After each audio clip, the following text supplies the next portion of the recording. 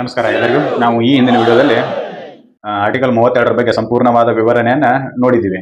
ಯಾವ್ಯಾವು ಆರ್ಟಿಕಲ್ 32 ವಿಶೇಷತೆ ಏನು, ಆಮೇಲೆ ಆರ್ಟಿಕಲ್ 32ರಲ್ಲಿ ಬರ್ತಕ್ಕಂಥ ರಿಟ್ಗಳು ಯಾವ್ಯಾವು, 5 ರೀತಿಯ ರಿಟ್ಗಳ ಬಗ್ಗೆ ನೋಡಿವಿ. ಯಾವ ಹೇಬಿಯಸ್ ಕಾರ್ಪಸ್, ಮ್ಯಾಂಡಮಸ್, ಆಮೇಲೆ ಪ್ರೊಹಿಬಿಷನ್, ಸರ್ಶ್ಯೂರರಿ, ಜೊತೆಗೆ ಕೋವಾರಂಟ್. ಈ 5 ರಿಟ್ಗಳು ಏನೇನು ಕೆಲಸ ಮಾಡ್ತವೆ, ಯಾವ್ಯಾವುದರ ಯಾವ ಪ್ರಾಧಿಕಾರದ ವಿರುದ್ಧ ಈ 5 ರಿಟ್ಗಳನ್ನ ಜಾರಿ ಮಾಡ್ಕೋಬಹುದು, ಯಾರು 5 ರಿಟ್ಗಳ ಬಗ್ಗೆ ಅಪೀಲ್ ಮಾಡಬಹುದು, ಇವೆಲ್ಲದರ ಬಗ್ಗೆ ನಾವು ಡಿಸ್ಕಷನ್ ಮಾಡಿವಿ. ಇವತ್ತಿನ ವಿಡಿಯೋದಲ್ಲಿ ಅದರ ಮುಂದುವರಿದ ಭಾಗ, ಯಾವುದರ ಮುಂದುವರಿದ ಭಾಗ, ಭಾಗ 3ರಲ್ಲಿನ ಆರ್ಟಿಕಲ್ 32ರ ನಂತರದ ಭಾಗ ಯಾವುದಪ್ಪ ಅಂದ್ರೆ ಆರ್ಟಿಕಲ್ 33. ಆರ್ಟಿಕಲ್ 33 ಬಗ್ಗೆ ಚರ್ಚೆ ಮಾಡೋದಿದೆ. ಆರ್ಟಿಕಲ್ 33 ಏನ್ ಹೇಳ್ತೈತಿ ಅಂತಂದ್ರೆ ಪಾರ್ಲಿಮೆಂಟ್ಗೆ ಪವರ್ ಕೊಡ್ತೈತಿ. ಇಲ್ಲಿ ಪವರ್ ಕೊಟ್ಟಿರೋದು ಕೇವಲ ಪಾರ್ಲಿಮೆಂಟ್ಗೆ, ನೆನಪಿಟ್ಕೋಬೇಕು. ಸಂಸತ್ತಿಗೆ ಮಾತ್ರ ಇದು ಪವರ್ ಕೊಡ್ತೈತಿ. ಏನ್ ಪವರ್ ಕೊಡ್ತೈತಿ ಡಿಸ್ಕಷನ್ ಮಾಡೋಣ. ಆದ್ರೆ ಪವರ್ ಯಾರಿಗೆ ಕೊಡ್ತೈತಿ ಅಂತಂದ್ರೆ ಸಂಸತ್ತಿಗೆ ಮಾತ್ರ, ವಿಧಾನಸಭೆಗೆ ಇಲ್ಲ. ಲೆಜಿಸ್ಲೇಚರ್ಗೆ ಈ ಪವರ್ ಇಲ್ಲ, ವಿಧಾನಸಭೆಗೆ ಇಲ್ಲ, ನೆನಪಿನಲ್ಲಿ ಇಟ್ಕೋಬೇಕು. ಕೇವಲ ಸಂಸತ್ತಿಗೆ ಮಾತ್ರ. ಏನ್ ಪವರ್ ಕೊಡ್ತೈತಿ ಅಂತಂದ್ರೆ, power of parliament to modify the rights conferred by this part ಅಂದ್ರೆ part 3 of the Indian constitution. ಏನ್ ಹೇಳ್ತೈತಿ ಅಂತಂದ್ರೆ ಮೂಲಭೂತ ಹಕ್ಕುಗಳ ಬಗ್ಗೆ ಹೇಳ್ತೈತಿ.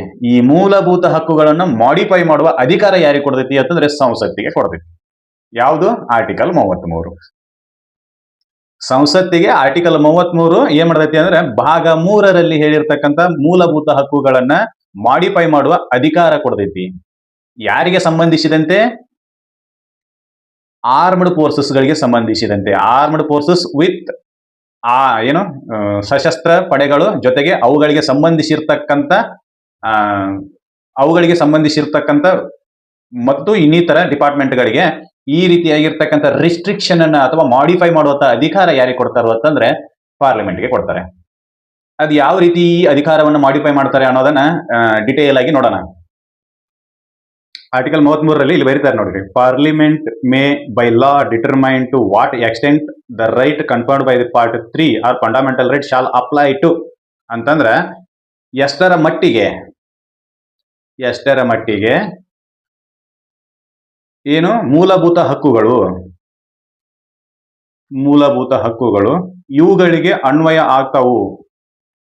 ಇವುಗಳಿಗೆ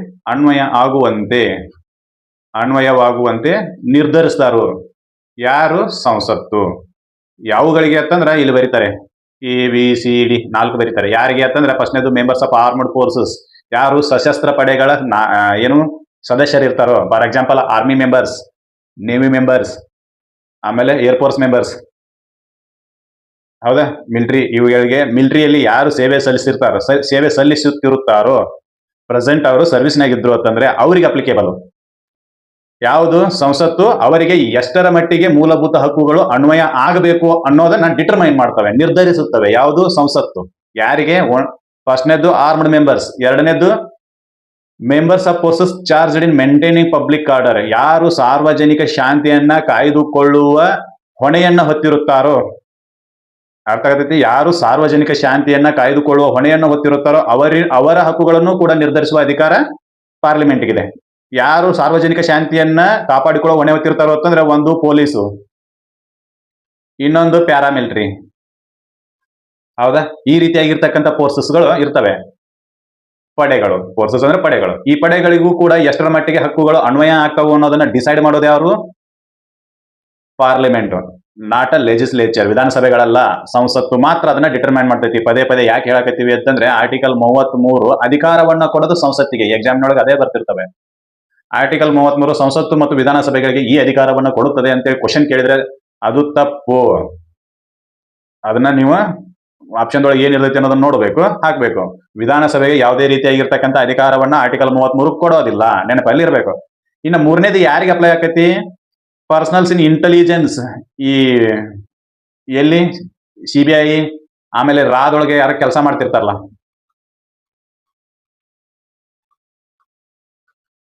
ಈ ಡಿಪಾರ್ಟ್ಮೆಂಟ್ಗಳಲ್ಲಿ ರಾ, IB, CBI, ಇವರಿಗೂ ಕೂಡ ಎಷ್ಟರ ಮಟ್ಟಿಗೆ ಇವರ ಹಕ್ಕುಗಳನ್ನು ಅನುಭವಿಸಬೇಕು ಅನ್ನೋದನ್ನ ಡಿಸೈಡ್ ಮಾಡೋದು ಯಾವುದು ಅಂದ್ರೆ ಪಾರ್ಲಿಮೆಂಟ್. ಇನ್ನು ಇವು ಮೂರುಗಳಿಗೆ ಸಪೋರ್ಟಿವ್ ಆಗಿ ಯಾರು ಕೆಲಸ ಮಾಡ್ತಿರ್ತಾರಲ್ಲ, ಫಾರ್ ಎಕ್ಸಾಂಪಲ್ ಟೆಲಿಕಮ್ಯುನಿಕೇಶನ್ ಅವರು, ಟೆಕ್ನಾಲಜಿ ಅವರು, ಆ ಮೂರು ಸಿಸ್ಟಮ್ಗಳಿಗೆ ಅಲೈನ್ ಆಗಿ ಕೆಲಸ ಮಾಡ್ತಿರ್ತಾರ ಅವರು.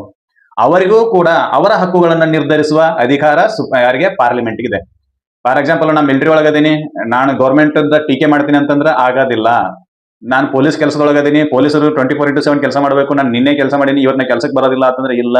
For the purpose of the article 33 is that to maintain the discipline and maintain the national security.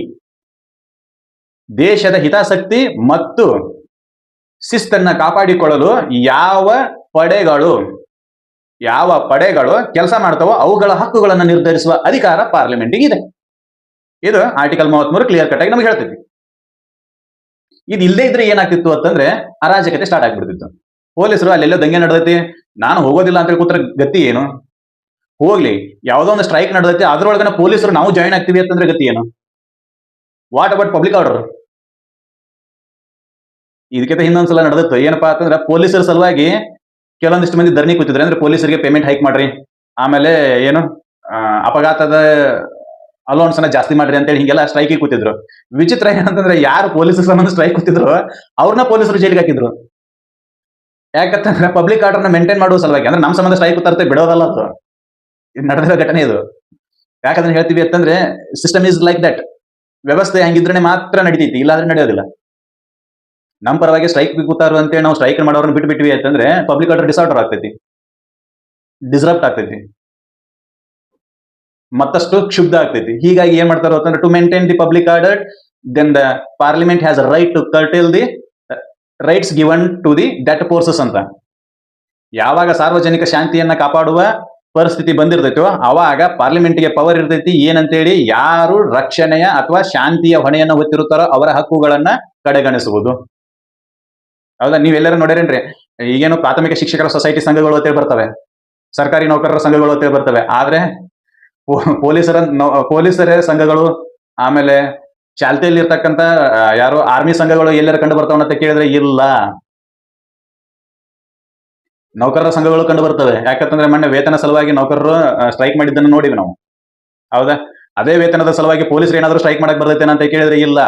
Police is the force to maintain the public order. ಅದು ಏನು, ಅದೊಂದು ಫೋರ್ಸ್ ಪಡೆ, ಅದೇನ್ ಮಾಡಬೇಕು ಅಂತ ಸಾರ್ವಜನಿಕ ಶಾಂತಿಯನ್ನ ಕಾಯ್ದುಕೊಳ್ಳಲು ಅದರ ಹೊಣೆ ಇದೆ. ಅದರಿಂದ ಅದು ತಪ್ಪಿಸ್ಕೊಳ್ಳಕ್ ಬರೋದಿಲ್ಲ.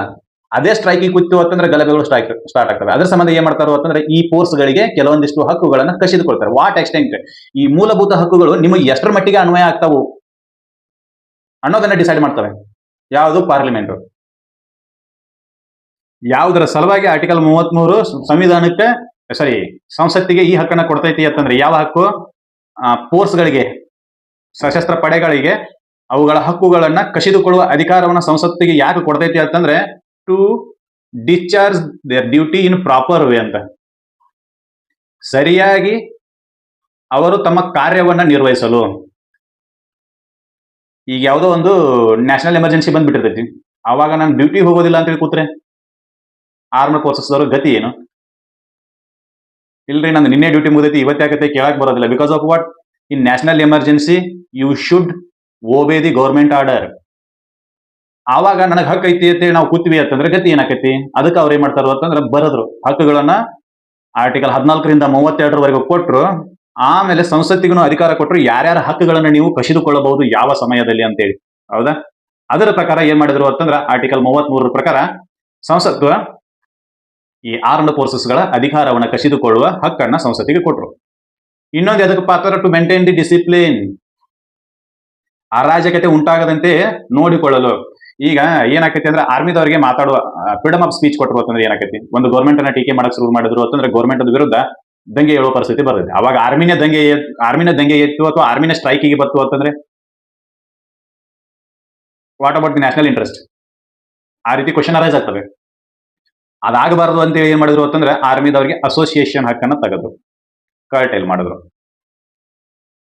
ಎಲ್ಲರೂ ನೋಡ್ರೇನ್ರಿ, ಸರ್ಕಾರಿ ಏನು ಮಿಲಿಟರಿ ಸಂಘಗಳು ಆ ರೀತಿ ಅವು ಇಲ್ಲ. ಯಾಕಿಲ್ಲ ಅಂತಂದ್ರೆ ಇನ್ನ ಏನು ರಿಟೈರ್ಡ್ ಆರ್ಮಿ ಸಂಘಗಳು ಇರಬಹುದು, ಆದ್ರೆ ಪ್ರೆಸೆಂಟ್ ಸರ್ವಿಸ್ ನಲ್ಲಿ ಇರ್ತಕ್ಕಂಥ ಆರ್ಮಿ ಸಂಘಗಳನ್ನ ನಾವು ನೋಡಕ್ ಸಾಧ್ಯನೇ ಇಲ್ಲ. Because of what? Association is an curtailed right of the army course ಅಂತ ಕರ್ಟೇಲ್ಡ್ ಮಾಡಿದಾರೆ ಅವ್ರಿಗೆ.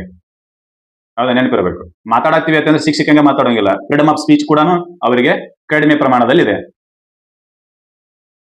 ಹೌದಾ? ಈ ರೀತಿಯಾಗಿರ್ತಕ್ಕಂಥ ಡಿಸಿಪ್ಲಿನ್ ಅನ್ನ ಮೇಂಟೈನ್ ಮಾಡುವ ಸಲುವಾಗಿ ಏನ್ ಮಾಡ್ತಾರೋ ಆರ್ಟಿಕಲ್ 33 ಪ್ರಕಾರ ಸಂಸತ್ತು ಅವರ ಹಕ್ಕುಗಳನ್ನ ಕಸಿದುಕೊಳ್ಳಬಹುದು. ಇದು ನೆನಪಿನಲ್ಲಿ ಇಡಬೇಕು. ಈ ಆರ್ಟಿಕಲ್ 33 ಕೋರ್ ಪಾಯಿಂಟ್ಸ್ ಅನ್ನ ಯಾವ್ದಾದ್ರು ಕೋರ್ ಪಾಯಿಂಟ್ಸ್ ಯಾವತ್ತೇ ಕೇಳಿದ್ರೆ ಕೋರ್ ಪಾಯಿಂಟ್ಸ್ ಏನಿದ್ರೆ ಇಂಪಾರ್ಟೆಂಟ್ ಪಾಯಿಂಟ್ಸ್ ಗಳು ಯಾವ್ಯಾವ ಅಂತಂದ್ರೆ only parliament can do this ಅಂತ. ಕೇವಲ ಸಂಸತ್ತು ಮಾತ್ರ ಈ ರೀತಿಯಾಗಿರ್ತಕ್ಕಂಥ ಅಧಿಕಾರವನ್ನು ಹೊಂದಿರ್ತೈತಿ. ಯಾವ ರೀತಿಯಾಗಿರ್ತಕ್ಕಂಥ ಅಧಿಕಾರ? ಆರ್ಮ್ಡ್ ಫೋರ್ಸಸ್ ಗಳಿಗೆ ಸಂಬಂಧಿಸಿದಂತೆ ಅವರ ಹಕ್ಕುಗಳನ್ನು ನಿರ್ಧರಿಸುವ ಅಧಿಕಾರ. ಯಾರಿಗೆ? ಆರ್ಮ್ಡ್ ಫೋರ್ಸಸ್ ಗಳಿಗೆ. ಆರ್ಮ್ಡ್ ಫೋರ್ಸಸ್ ಗಳಿಗೆ ಸಂಬಂಧಿಸಿದಂತೆ ಅವುಗಳ ಹಕ್ಕುಗಳನ್ನು ನಿರ್ಧರಿಸುವ ಅಧಿಕಾರ. ಹಕ್ಕುಗಳನ್ನ ನಿರ್ಧರಿಸುವ ಅಧಿಕಾರ ಯಾರಿಗೈತಿ? ಕೇವಲ ಸಂಸತ್ತಿಗೆ. ಯಾವ ರೀತಿ ಹಕ್ಕುಗಳನ್ನ ಕರ್ಟೈಲ್ ಮಾಡಬಹುದು ಅಂತ ಕೇಳಿದ್ರೆ ಕರ್ಟೈಲ್ ಮಾಡುವ ಅಧಿಕಾರ ಪಾರ್ಲಿಮೆಂಟ್ಗೆ ಐತಿ ಅಂತ ಹೇಳಿದ್ರು. ಅಂದ್ರೆ ತಡೆ ಹಿಡಿಯುವ ಅಥವಾ ಕಿತ್ತುಕೊಳ್ಳುವ ಅಧಿಕಾರ ಪಾರ್ಲಿಮೆಂಟ್ಗೆ ಐತಿ ಅಂತ ಹೇಳಿದ್ರು. ಆದ್ರೆ ಯಾವ ರೀತಿ ಹಕ್ಕುಗಳನ್ನ ಕಿತ್ತುಕೋಬಹುದು ಅಂದ್ರೆ ರೈಟ್ಸ್ ಲೈಕ್ ಅಂತ ಬರುತ್ತೆ. ಈ ರೀತಿಯಾಗಿರ್ತಕ್ಕಂಥ ಹಕ್ಕುಗಳನ್ನ ಕಿತ್ತುಕೋಬಹುದು. ಯಾವುದು ಅಂತಂದ್ರೆ ಒಂದನೇದು ಫ್ರೀಡಮ್ ಆಫ್ ಸ್ಪೀಚ್, ಎರಡನೇದು ಅಸೆಂಬ್ಲಿ, ಮೂರನೇದು ಫಾರ್ಮಿಂಗ್ ಆಫ್ ಅಸೋಸಿಯೇಷನ್. ಈ ರೀತಿಯಾಗಿರ್ತಕ್ಕಂಥ ಹಕ್ಕುಗಳನ್ನ ಕಿತ್ಕೋಬಹುದು. ಮಾತನಾಡುವ ಸ್ವಾತಂತ್ರ್ಯವನ್ನ ಕಿತ್ಕೋಬಹುದು.